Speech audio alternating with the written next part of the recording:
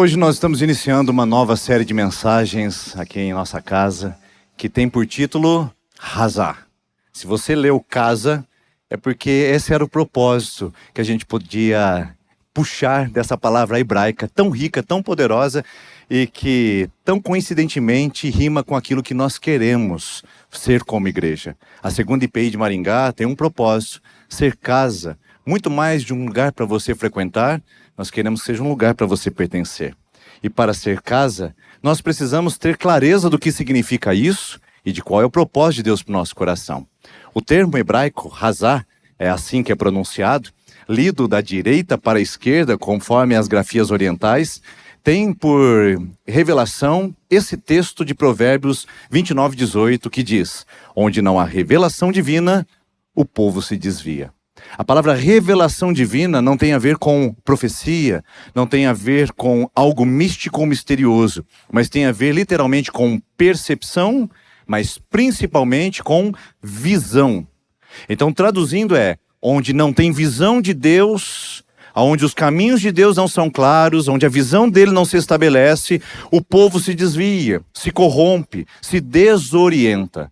Por isso, a nossa série de mensagens significa visão de Deus. A visão de Deus para a nossa comunidade. A visão de Deus para mim e para você enquanto discípulos do reino, imitadores de Cristo. E como Ele nos chama para sermos povo dele e resposta dele a esse mundo. E a nossa visão, hoje, começa com a visão alcançar. Somos uma comunidade que alcança. E isso significa que somos uma igreja, de acordo com este símbolo, que aponta para os quatro cantos da terra. Nós não estamos ensimesmados, nós não somos egocêntricos, nós somos, na verdade, voltados para fora, conforme Jesus disse em Mateus 28. Uma comitiva foi selecionada dizendo: ide por todo mundo e pregai o evangelho a todas as nações, aos quatro cantos da terra, a esses pontos para que o evangelho seja visto e percebido.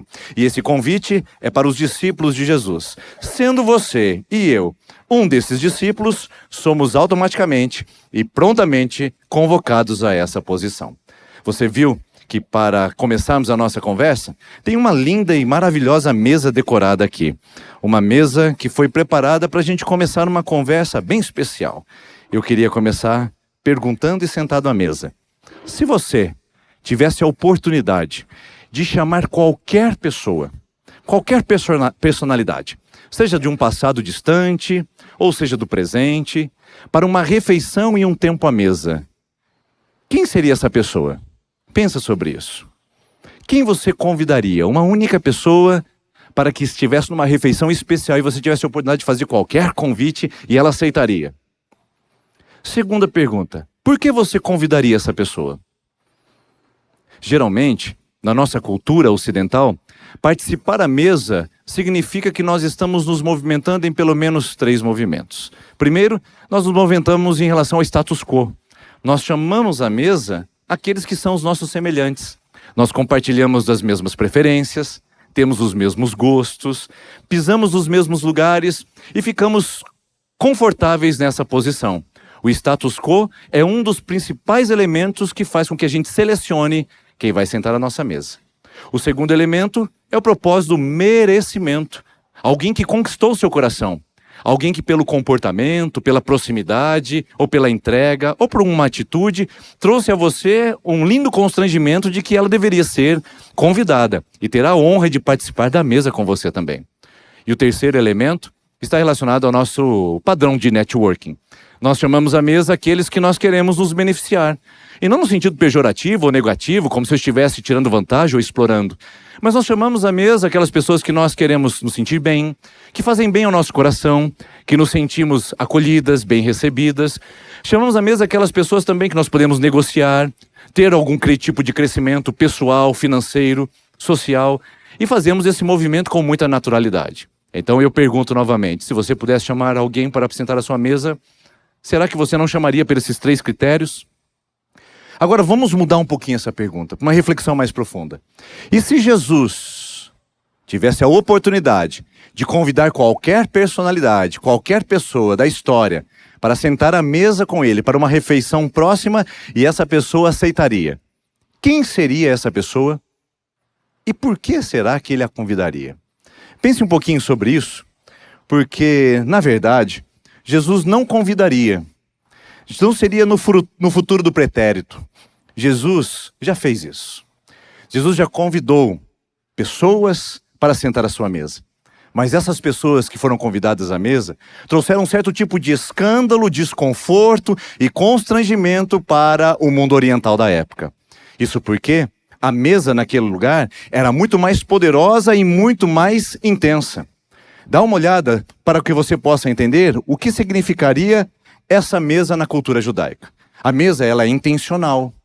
Dentro do propósito oriental, principalmente nos tempos de Jesus, a mesa, ela era a resposta, ela era um significado, ela trazia um tipo de padrão que as pessoas conseguiam fazer leituras. Não era apenas uma refeição, não era apenas um jantar. Por isso que Jesus teve tantas dificuldades com muitas e muitas pessoas que quando olhavam para ele diziam, ele é um pecador. Porque ele come com pecadores e frequenta a casa de publicanos, ou seja, gente sem moral e sem lei.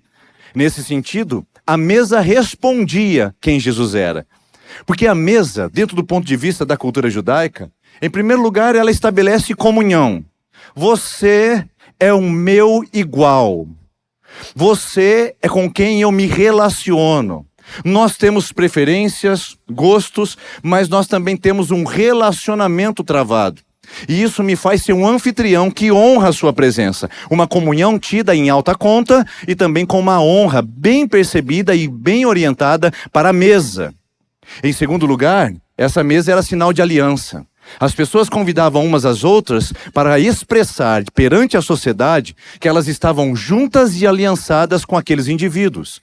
Em Êxodo 24, quando Deus faz a aliança do Sinai, os sacerdotes e os líderes de Israel comem um banquete na presença do Senhor, como símbolo de concretização da aliança. A Páscoa judaica, que toda sexta-feira é recebida por cada família judaica, é celebrada como uma refeição à mesa de aliança e renovação dela com o seu povo. Por isso, quando nós falamos em estar aliançado, dentro da cultura de Jesus é estar entranhado, conectado, intimamente. Muito mais do que um nível de comunhão, é um nível agora de relacionamento profundo e íntimo, uma aliança pessoal muito mais comprometida e também comprometedora. Porque você está junto e é um com aquela pessoa. Esse é o princípio da aliança. Ela também é você. Nesse sentido, o último elemento talvez seja o mais curioso e o mais interessante. A mesa é identidade social naquele período. Por isso que as pessoas diziam, nós não devemos acreditar nesse Jesus. E quem é que dizia isso? Os fariseus e os religiosos.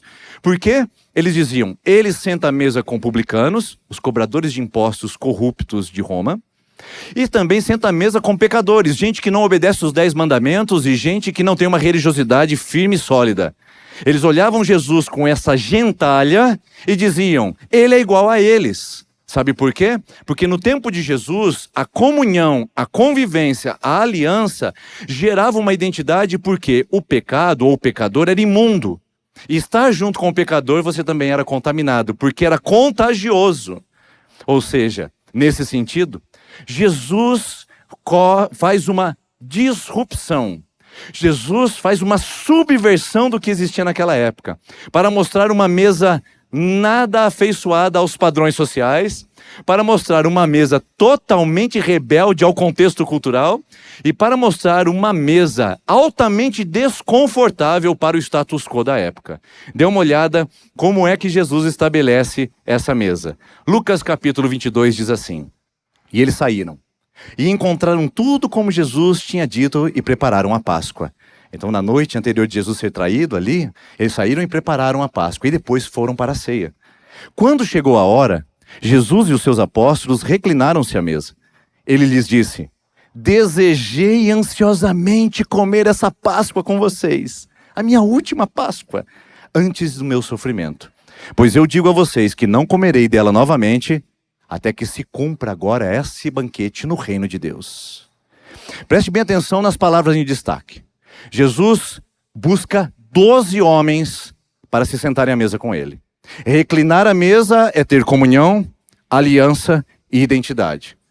Quando Jesus faz esse movimento, ele diz: eu queria estar com vocês. Foi intencional. Antes de ser preso, morto e sepultado, eu quero gastar um tempo com gente como vocês, que merecem estar na mesa comigo. E quando Jesus faz esse movimento, ele diz: isso está acontecendo agora como um quadro, um retrato e um prenúncio do que vai acontecer na eternidade quando eu voltar. A mesa de Jesus com os 12 discípulos nesse momento é intencional. Ela apresenta um movimento de pedagogia para que a igreja pudesse receber essa instrução e também imitar. E o que é que Jesus faz nessa mesa? Ele coloca essas 12 pessoas lado a lado. Essa é uma imagem de Leonardo da Vinci, de 1496, a Última Ceia, que não é fiel, obviamente, ao contexto cultural da época, mas ajuda a gente a ter uma visão e uma imaginação de Jesus cercado de 12 homens. 12 homens extremamente comuns. 12 homens extremamente escandalosos. 12 homens extremamente pecadores. Mas que na última fase da vida de Jesus, ele decidiu chamar para a mesa. Quem você convidaria para a sua mesa se hoje fosse a sua última refeição? Jesus convidou os seus 12. Mas antes de você romantizar esse cenário, e antes de você imaginar um ambiente harmônico, um ambiente equânime, um ambiente onde as pessoas estão ali de fato já totalmente transformadas, eu queria lembrar um pouquinho do currículo de cada um desses discípulos. Eu não tenho tempo para apresentar os 12, mas eu escolhi os mais pictóricos. E eu quero apresentar para você o currículo de alguns desses discípulos que sentam à mesa com Jesus. Os irmãos Pedro e André são originários da Judéia, ou melhor, da Galileia. A Galileia é a parte alta de Israel. Israel era dividido por vários territórios. A parte sul, que era chamado de Judéia, era a parte rígida do compromisso religioso. A cidade de Jerusalém, o templo de Salomão, os sacerdotes provenientes de Israel estavam todos alocados nesse lugar onde a religiosidade era firme e comprometida. Na Galileia, região de fronteira com outros povos, a religião é mais daquele jeito, vistas grossas. Lá eles tinham alguns movimentos que deixavam a religiosidade mais frouxa, uma religiosidade um tanto quanto condescendente, com as situações ao redor, mais culturalizada. Por isso eles eram considerados, pelos do sul, como gente de inferior categoria. Eram considerados iletrados, incultos, não religiosos e que tinham um grande comprometimento com os deuses pagãos. Por isso, Jesus chama Pedro e esse irmão dele, o André, para estarem juntos na mesa. Mas não somente isso. Pedro e André eram representantes da classe média da época. Eles não eram diaristas, denaristas, para trabalhar em prol de um denário, mas também não tinham empregados, como se fossem patrões. Eles tinham seu próprio barco de pesca, sua própria rede, e eram trabalhadores autônomos, o que os colocava numa classe média. Nesse sentido, se você olhar um pouquinho sobre a trajetória de Pedro, você vai ver o Pedro impulsivo, o Pedro galileu, o Pedro bruto, o Pedro grosseiro, porque é mais ou menos esse tipo de gente que a gente fala quando fala da Galileia. O André, por sua vez, provavelmente teve algum contato com uma seita judaica chamada de essênios. Eles ficavam no deserto e faziam ali um certo tipo de ascetismo, jejuavam, se purificavam da contaminação do mundo e esperavam o reino messiânico. João Batista provavelmente veio desse movimento ascético e veio pregando o evangelho do reino, e André era discípulo de João Batista. Então o André já tinha uma inclinação a esse movimento religioso mais firme, mas também mais separatista. Jesus coloca André também na mesa. Então, com esses dois camaradas, começa então o processo e o projeto de Jesus de diversificação do comportamento, da etnia, do padrão social, da ideologia e também do propósito religioso de cada um desses discípulos. Ideologicamente, é o tradicionalismo messiânico que toma Pedro e André. Vamos falar sobre os outros dois irmãos, Tiago e João. Também são judeus da Galileia e você já sabe o que isso significa. Esses já são diferentes, porque diz as escrituras que eles tinham uma companhia de pesca. Não eram denaristas, mas também não eram autônomos. eram empresários, tinham trabalhadores à sua disposição.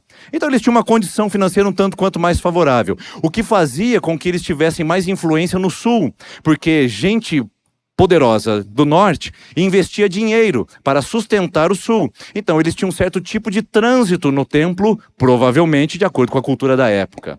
Isso é provado principalmente pela postura deles numa determinada conversa com Jesus. Jesus fala sobre servir, Jesus fala sobre a manifestação do reino, e então vem o João e o Tiago ao pé do ouvido de Jesus e diz: Jesus, não deixa ninguém saber não, mas no teu reino, quando ele se consumar, deixa a gente sentar um à sua direita e outro à sua esquerda.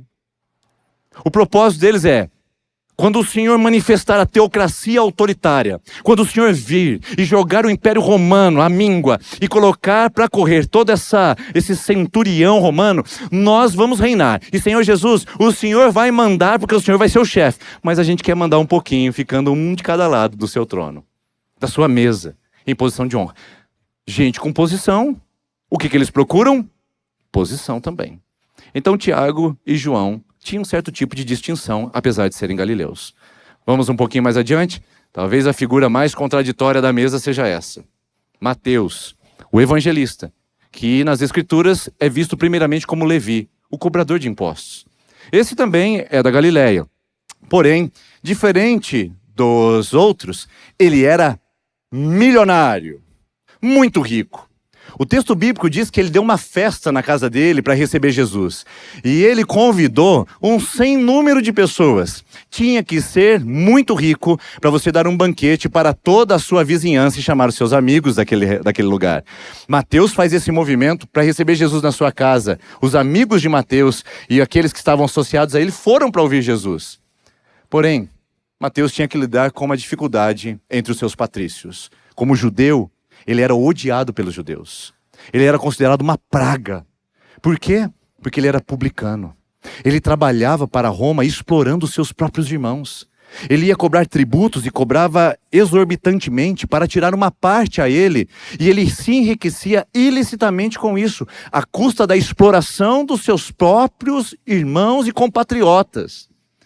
Por isso, tinha uma classe no período de Jesus chamada de zelotas. Os zelotas eram os guerrilheiros, os ativistas, e eles queriam que os judeus tomassem conta de novo do território, que era ocupado por Roma até aquele momento. Eles faziam movimentos, faziam assassinatos de gente que se associava a Roma, dos judeus, para eliminar qualquer possibilidade de Roma se fortalecer dentro da pátria judaica. Então, os zelotas perseguiam os cobradores de impostos, não para conversar com eles, mas para matá-los, assassiná-los e até tirá-los de qualquer tipo de trânsito entre as pessoas. Então, Mateus saía na rua com muito medo dos zelotas. Mateus saía com guardas, com proteção, com seguranças, e ele sabia que a qualquer momento um zelota puxaria a espada contra ele. Era uma profissão de risco. Mas o Mateus é da ideologia da política de vantagem. Ou seja, se está bom para mim, tem que estar bom para você também, e a gente vai seguindo dessa maneira. Nesse sentido, Jesus chama Mateus para a mesa, um coletor de impostos, fugitivo dos judeus e que morria de medo dos zelotas. Qual foi a surpresa de Mateus quando ele chegou no grupo de discípulos e encontrou entre eles Simão, o zelote. Entre os discípulos tinha um homem que era caracterizado da sua origem ativista. Simão Zelote fazia parte desse grupo de terroristas, nacionalistas revolucionários, extremistas, que matavam em nome da sua ideologia. E Simão, o revolucionário, Simão, o Zelote, está sentado na mesa com Mateus. Jesus consegue colocar esses contrastes à mesa, trazendo essa figura de oposição, para dizer que a mesa do reino realmente em nada se parece com as mesas que os homens constroem.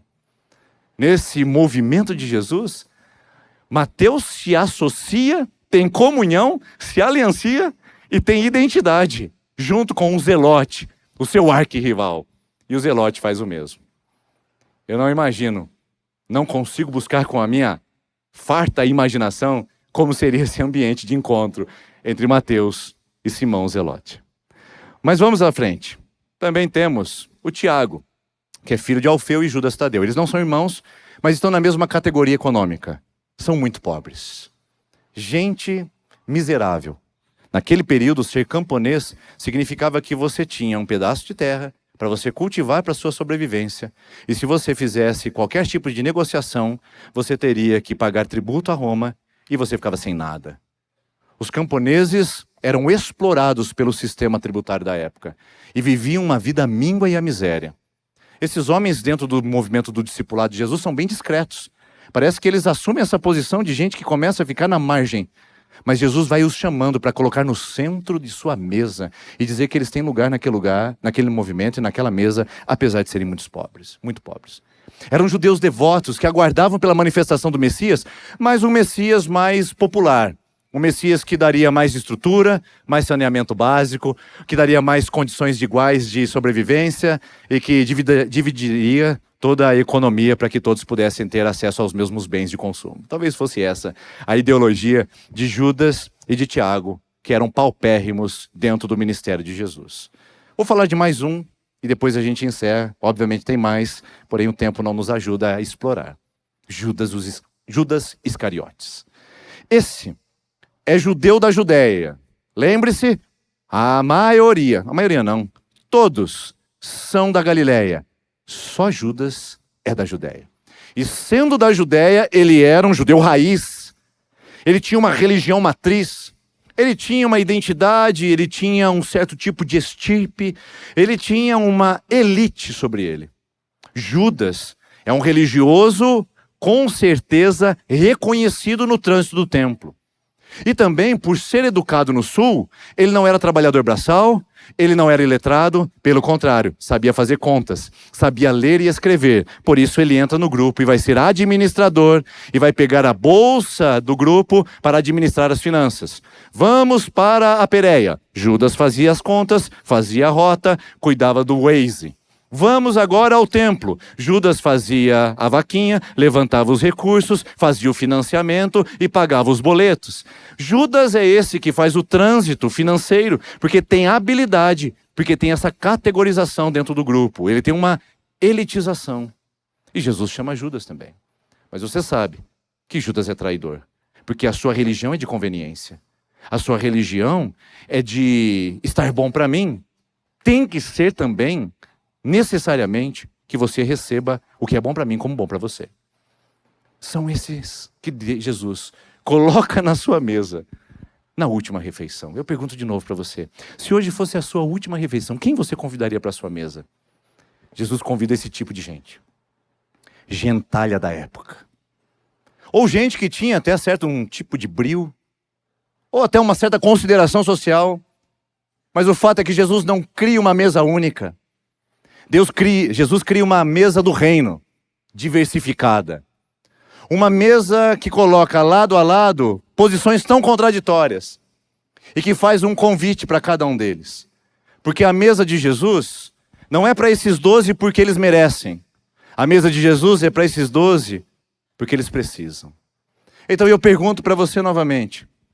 Você chamaria esse grupo de Jesus para sentar na sua mesa? Um traidor, um pescador grosseiro, um homem muito, muito rico, mas também perseguido, uma pessoa muito, muito pobre que certamente vai precisar da sua ajuda. Você chamaria para a sua mesa? Pois Jesus chamou. E Jesus chamou e colocou todos lado a lado para que fosse um movimento, uma imagem do banquete vidouro. Você lembra o que Jesus disse? Acontecerá isso novamente aqui na terra, comigo, até que vocês vivam isso comigo no reino celestial. Porque no reino celestial serão convidados todos os povos, tribos, línguas e nações. Todas as etnias, todas as condições sociais, todas as condições ideológicas, todas as pessoas, todos os gêneros. Jesus vai chamar todas as faixas etárias para estarem no banquete dele, sentados à mesa. E Apocalipse 19, versículo 9 diz assim, escreve isso aí na sua tabuinha. Bem-aventurados aqueles que são convidados à mesa do banquete, nas bodas do Cordeiro. Jesus chama os discípulos à mesa para antecipar o que é o reino de Deus, onde não há diferença de classes, onde não há diferença de etnias, onde não há nacionalismo, onde não há ideologia, onde não há preferência, onde não há doutrina, onde não há denominação, onde não há homem, onde não há mulher. Um lugar onde estarão os jovens, onde também estarão os velhos, onde não há preconceito, onde Jesus colocará a mesa e dirá: vinde bendito do meu Pai, que andaram comigo na terra, sentem-se à mesa e celebrem a diversificação do que o reino de Deus é. Porque o reino de Deus não é só para o muito rico, como também o reino de Deus não é só para o muito pobre, como o reino de Deus não é só para o homem, como algumas religiões inclusive pregam que só o homem recebe a eternidade. Jesus inclui as mulheres de uma maneira linda e maravilhosa. O reino de Deus não é só para criança, como Jesus disse: vinde a mim os pequeninos, mas é também para o idoso.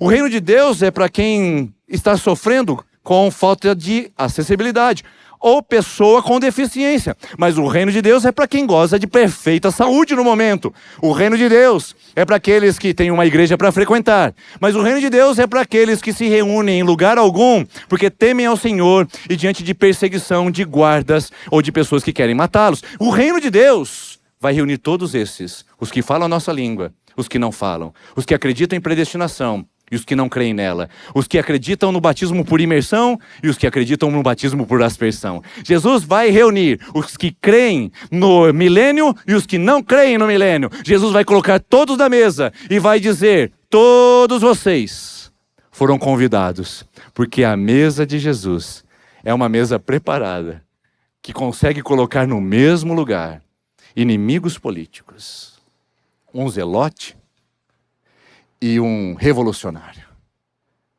O zelote era o Che Guevara do turma. Era o esquerdista extremo. E Jesus diz: você também tem lugar na minha mesa. O convite é para você. Jesus pega o Mateus, associado ao poder econômico e hegemônico. Você também tem lugar na minha mesa. Porque o reino de Deus consegue colocar essas duas pessoas no mesmo lugar. Isso é um chamado para a igreja. Uma igreja que quer alcançar é uma igreja madura, que sabe que Jesus convida inimigos políticos para sentarem na mesma mesa e participarem do mesmo pão. O reino de Deus, para uma igreja madura, para discípulos que imitam Cristo, atua com níveis sociais distintos. Nós não batemos no peito e dizemos: a nossa igreja tem um chamado especial com a elite maringaense. Uma soberba camuflada de religiosidade. Mas também, alguns batem no peito e dizem: a nossa igreja ela tem um chamado especial para trabalhar com os pobres. Numa humildade hipócrita. Porque o reino de Deus coloca ricos e pobres, muito ricos e muito pobres, classe média na mesma mesa, e diz para eles: venham benditos do meu Pai, a mesa é para vocês também. Uma igreja que se reparte ideologicamente ou politicamente, e uma igreja que se reparte socialmente pelos níveis econômicos, ainda não entendeu que ela é a igreja do reino, ela é só a igreja da sociedade. Porque para ser igreja do reino tem que imitar Jesus. E Jesus consegue colocar na mesma mesa diferentes etnias. Ele consegue colocar o oriental com o ocidental. Ele consegue colocar o letrado com o iletrado.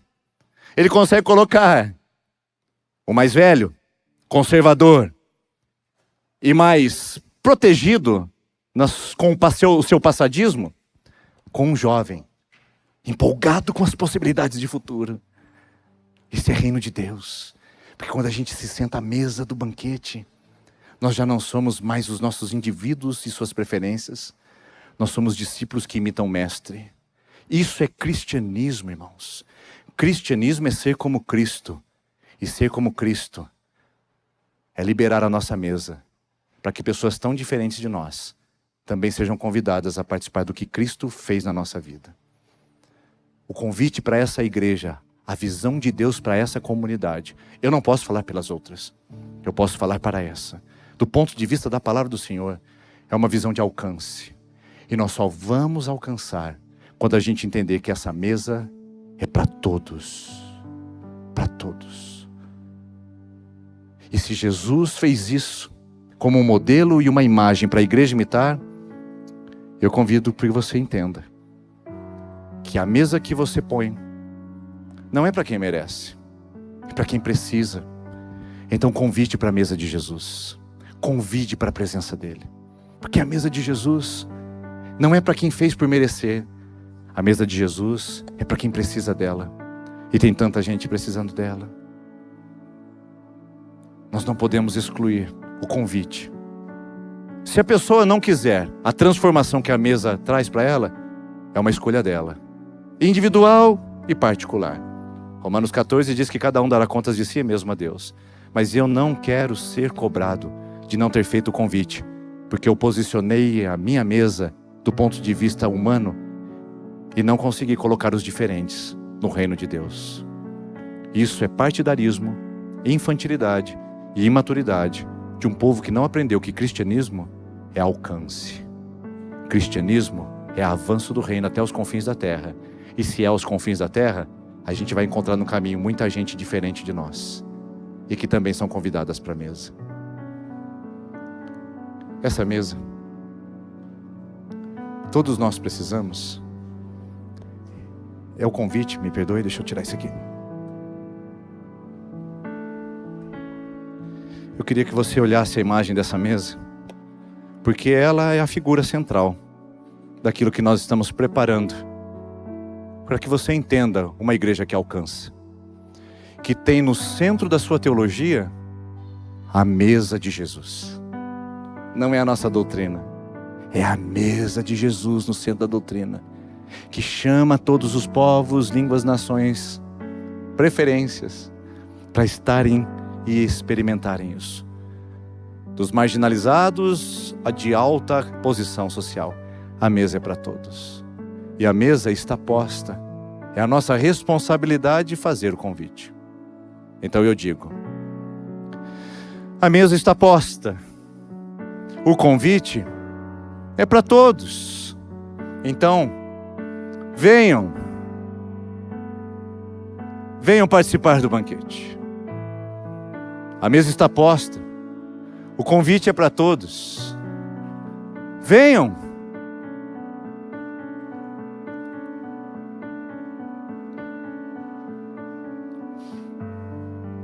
Venham. Por que vocês não se sentam? Por que estão aí parados? Venham. A mesa é para todos e vocês são convidados para essa mesa.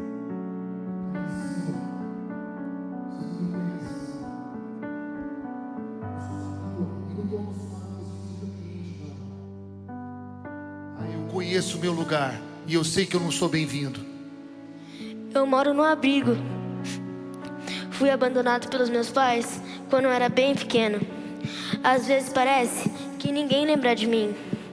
E eu nunca fui convidado para uma mesa dessas. O meu erro virou minha sentença.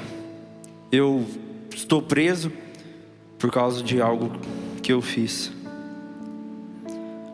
Você tem certeza que alguém como eu pode se assentar nessa mesa? Merci por invitation. Agradeço o convite, mas não sei se serei bem-vindo. Minha língua não é ouvida.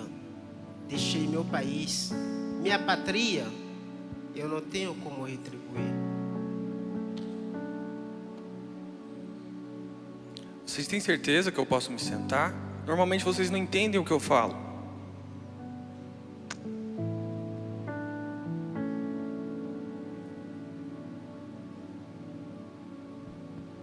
Você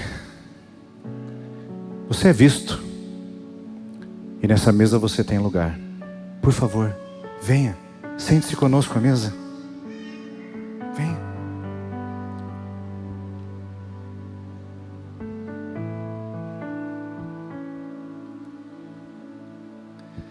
Eu sei que você está longe da sua pátria, mas nessa mesa você tem e sempre terá um lar.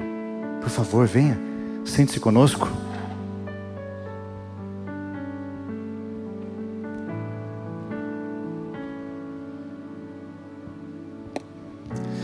E você? Aqui nessa mesa você pertence. Nessa mesa você é aceito. Por favor, sente-se à mesa, você é bem-vindo.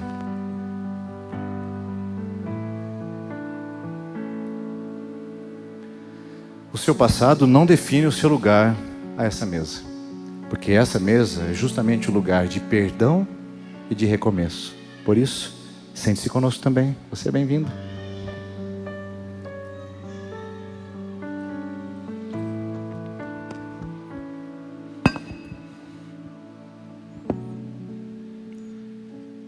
E você? Você é importante. A sua voz é vista. Sente-se conosco.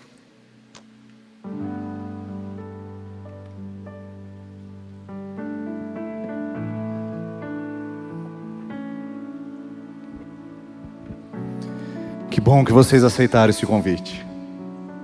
Essa mesa é para vocês.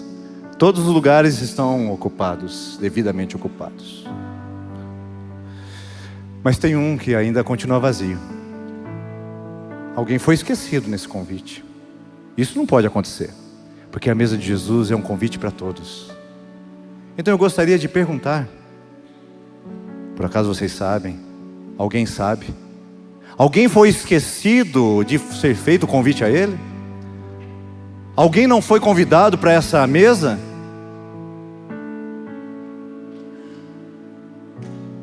Alguém não foi convidado para essa mesa? Nós, os povos originários, 117 etnias brasileiras, ainda não receberam o convite. Sem missionários, sem a Bíblia na nossa língua, sem o Evangelho pleno. Como poderemos nos sentar se ainda nem fomos vistos? Os povos originários, nossos indígenas, vocês não podem ficar de fora. Venham, sente-se à mesa conosco também, por favor.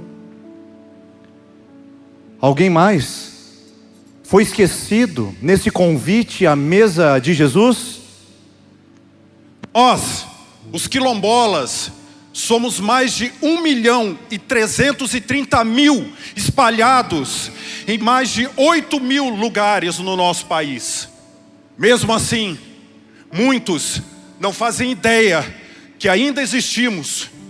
O convite nunca chegou até nós. Nossos irmãos quilombolas, pedimos perdão por isso, mas vocês não podem ficar de fora. Por favor, venha, sente-se à mesa conosco também. Alguém mais foi esquecido ou não foi convidado para essa mesa? Nós, os ribeirinhos, somos mais de 1 milhão de vidas, cerca de 10.000 comunidades ribeirinhas. E esse evangelho nunca chegou até nós. Esse convite nem sequer se perdeu. Nossos rios, nossas lindas águas faz separação de nós e o resto do mundo. O mundo sequer chega até nós. Irmãos ribeirinhos, vocês não podem ficar de fora da mesa. Nós queremos convidá-los, por favor, venha também, sente-se à mesa. Mas alguém foi esquecido ou não foi convidado para a mesa? Nós, os ciganos, somos entre 800.000 e 1 milhão de ciganos no Brasil.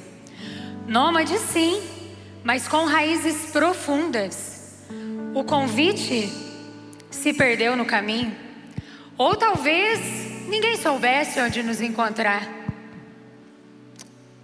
Irmãos ciganos, nós queremos convidá-los para tomar parte na mesa com a Igreja de Jesus. Venham, vocês são convidados também. Venha. Essa mesa não pode ficar vazia. Alguém mais não recebeu o convite para estar na mesa de Jesus? Nós, os muçulmanos, somos cerca de 1 milhão aqui no Brasil e não nos chamaram porque tiveram medo de nós.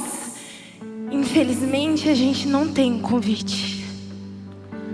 Irmãos muçulmanos, nós queremos recebê-los também na mesa e queremos chamá-los a esse convite. Venham, participe da mesa também conosco.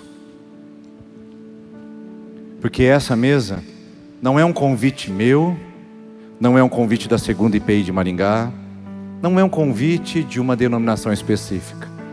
Essa mesa é o convite do próprio Jesus, que na noite que foi traído, tendo pego o pão e dado graças, o partiu e deu a cada um dos seus discípulos, dizendo: comam dele todos, façam isso em memória de mim. E da mesma forma, depois de terem ceado, Jesus pegou o cálice e distribuiu a cada um dos seus discípulos, também dizendo: este é o cálice na nova e eterna aliança do meu sangue. Tomai dele todos, comam todos, bebam todos, porque na mesa de Jesus todos são chamados a participar. E eu quero convidar você nesse momento a se colocar em pé, por gentileza, porque nós vamos participar da mesa do Senhor com todos os povos simbolizados aqui nesse momento. E eu queria que você tomasse a ceia de uma maneira muito contrita, reverente, porque você tem o privilégio de ter sido convidado essa noite. Um amigo te trouxe aqui, alguém fez o convite há 10 anos atrás, ou quem sabe alguém fez um convite para o seu avô há 2 gerações anteriores, e você é o resultado de estar aqui. Você tem o privilégio de ter aceito o convite, ter recebido o convite e fazer parte da mesa. Mas lembre-se daqueles que ainda não receberam. Pode ser o seu vizinho, o seu parente próximo, pode ser alguém da sua cidade, pode ser alguém muito pobre ou pode ser alguém muito rico. Pode ser alguém que você conhece ou não conhece, que fala a sua língua ou fala um outro idioma. Mas você é convidado como igreja a também ser uma comunidade que alcança a levar esse convite para muitos. Nós vamos orar e depois de orar você vai participar da ceia. Nós vamos passar entregando os elementos. Quando você pegar o cálice, você vai se assentar para a gente identificar que você já pegou. Já vai tomar os elementos imediatamente, não precisa esperar. Ainda não entreguem, só um minutinho por gentileza. Você vai tomar os elementos imediatamente e aí você vai orar e vai colocar diante do Senhor como você pode ser comunidade que alcança, sendo uma figura do que Cristo chama de discípulos aqui nessa terra. Lembrando você que é celíaco, que infelizmente essa noite nós já não temos mais elementos disponíveis, foram consumidos pelo culto da manhã que teve um alto volume de participação, mas nós vamos providenciar para que isso não repita mais. Então, só para dizer que nós não temos pão sem glúten hoje para você. Mas, por favor, esteja participando com o seu coração conosco aqui e nós estaremos com o coração aberto para poder orar também com você. Vamos orar?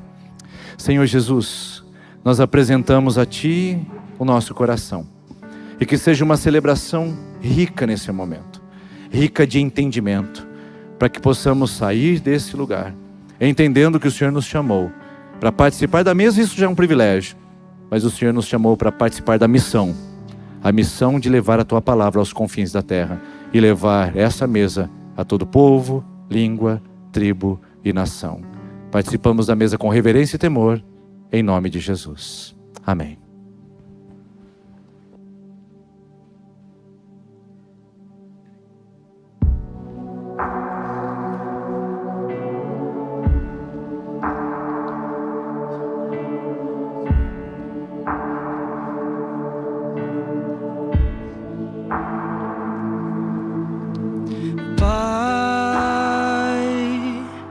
Contra Ti e contra o céu pequei, me enchi de mim e me deixei levar. Por favor, aumentar as luzes do auditório. Escravo dos meus erros me tornei.